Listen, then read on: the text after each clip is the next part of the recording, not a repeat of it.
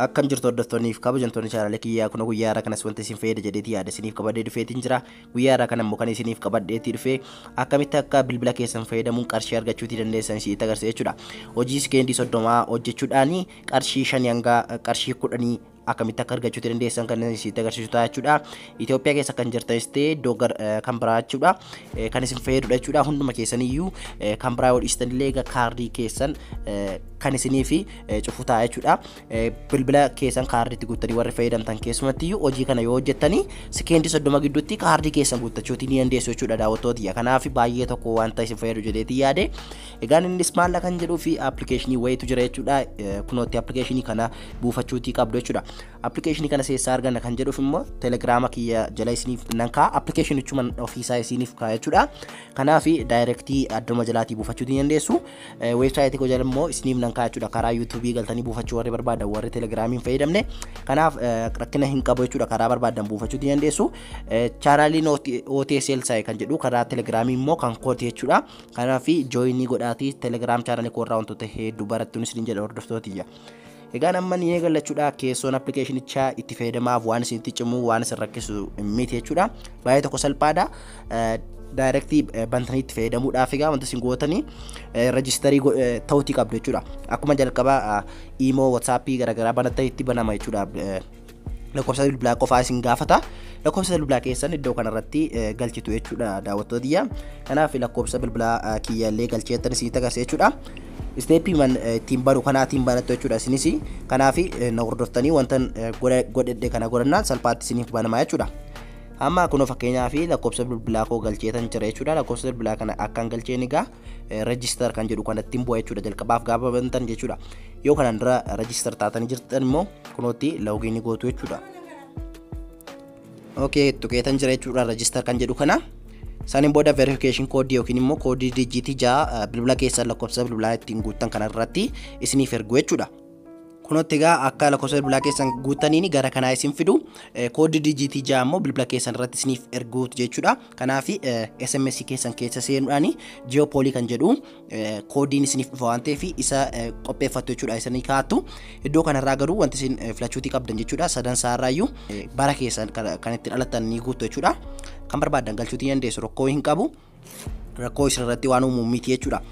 Egaan kunooti iddoo kanarraa immoo meelii yookiin immoo fiimeelii taatu waan ta'eef as keessaatii yoo durba dhalaa taatan fiimeelii galchitu yoo dhiira taatan immoo meelii galchitu jechuudha.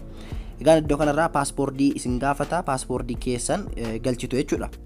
Achi booda gaa jala kanarraati I agree kan jedhu isa kana raayitii gochuutii qabdu jechuudha. Kunooti ishee kana boolla kana keessa innaa isin tuqxanii next kan jedhu kana jira. Next kana tuqxu jechuudha. Paaspoortiin keessan dijiitii 6 ol ta'uutii qaba jechuudha. Kanaaf dijiitii 6 godhadhaan isiniin jedha. Kudootan dijiitii 6 godhadheetiin jira jechuudha. Next nan jedha jechuudha. Amma inter confirmation code kan jedhu kana keessa innaan isin fidu koodii dijiitii 6 bilbila keessanirraa iddoo kanarratti guuttu jechuudha. Kuna guuteetan jira jechuudha. Kanaaf amma complete registration kan jedhu kana innaan tuqu salphaatti naaf xumuraa jechuudha. Egaan xiqqoo isheen hedduu ofiisaatiin reedii ta'e jalqaba gaafa keessan seentanii hojii mataa isaallee isiniif kenna jechuudha. Hojii sana hojjechuudhaan illee qarshii keessan daayirektii baafachuutii dandeessu jechuudha. Egaan qarshiin keenya karaa kamiin furannaa akkamitti arganna kan jedhuu fi salphaa baay'ee tokko salphaadha jechuudha. Appilikeeshinii kana keessa hojiin isiniif ergama jechuudha. Hojii jechuun gaaffii calma jedhanii gaaffii isin gaggaafatu isin gaaffii sana ilaaluudhaan waan barbaadan jechaatti deemuu ni dandeessu, sobuu ni dandeessu, dhugaas deebisuu ni dandeessu akka fedha keessanii jechuudha. Uumaa waan isin rakkisu tokko hin qabu. Isin daayirektii waan inni isin gaafate fakkeenyaaf torbee kana gidduu gaazexaa dubbistanitti yoo isiniin jedhe yoo dubbistanitti ta'e eeyyee yoo dubbisne ta'e eeyyee jechuu dandeessu waan barbaadan jettanii lakkechuu isin dandeessu waan barbaadan jettanii daayirektii wantoota barbaadan deddeebisuu ni dandeessu jechuudha. Egaan gaaffii akkasii maaf gaafata kan jedhuu fi ittiin riisarchii hojjetatu jechuudha. Isaanii namni hangamii akka wantoota garaagaraa jaallatu akkamitti akka namoonni wantoota garaa fayyadamaa jiranii kan jedhu wantoota akkasii kana information adda baafachuuf jedhaniitu isin gaafatu jechuudha. Kanaaf isin waa tokko hin cinqamiina.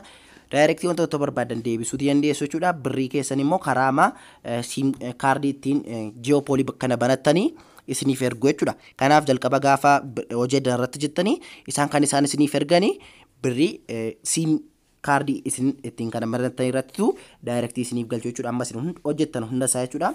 Kanaaf haala isaallee kan isinitti agarsiisu ta'a jechuudha.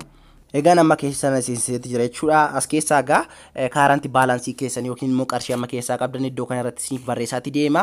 Hojii keessan lafti isin argattan immoo kunootti sarvee kan jedhu kana keessaati argattu jechuudha. Sarvee kana keessa seenuudhaan hojii yoo jiraate direct as isiniif ka'a jechuudha. Amma jalqabaaf waan baneefi sarvee hin qabu jechuudha yeroo ammaa kanaaf garuu guyyaa guyyaatti sarvee 2 3 4 guyyaatti sarvee 5 illee innaa isaanitti argantu jira jechuudha. Sarvee tokkotti jechuudha hojii tokkotti qarshii 10 fi isaa olillee argachuuti ni dandeessu jechuudha. Uumamaa tokko waan cimu hin qabu jechuudha. Amma sarvee waan hin qabneef isinitti agarsiisutti dhiise jechuudha. Dhiifama guddaanis hin gaafadha. Sarvee naan argin jiru jechuudha. Egaan wantoota adda irratti isin gaafatu yes or no jecha wantoota barbaadan galchaatti deemuu ni dandeessu jechuudha. Birrii keessan immoo danarraa kaaranti baalaansii kan jedhu kana innaa tuqxanii garnitti isin geessu iddoo kanarra isin fide jechuudha. As keessaati read me kan jedhu tuqxu jechuudha. Qarshiin keessan 10 fi isaa ol ta'ennaan read me kan jedhu kana innaa isin tuqxan jechuudha.